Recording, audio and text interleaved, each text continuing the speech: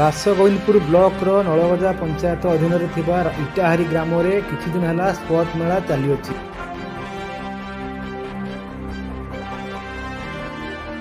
ଏହି ମେଳାକୁ ଅନେକ ଉତ୍ସାହର ସହିତ ଲୋକ ଆସିଥାନ୍ତି।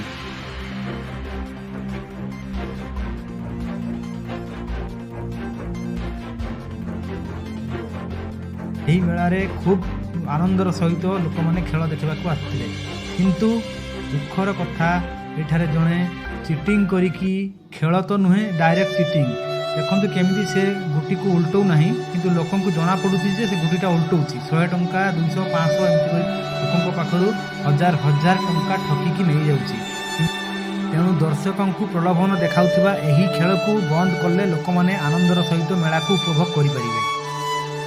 ମୁଁ ଦେଖିବାକୁ ପାଇଲି ଯେ ଲୋକଟି ସାଧାରଣ ଲୋକମାନଙ୍କୁ ଚିଟିଂ କରୁଛୁ, ତେଣୁ ତାର ଭିଡ଼ିଓ ରେକର୍ଡ଼ିଂ କରିବାରୁ ସେ ଲୋକଟି ଅନେକ ଲୋକଙ୍କଠାରୁ ଟଙ୍କା ଠକି ନେଇ ଚାଲି ଯାଇଛି।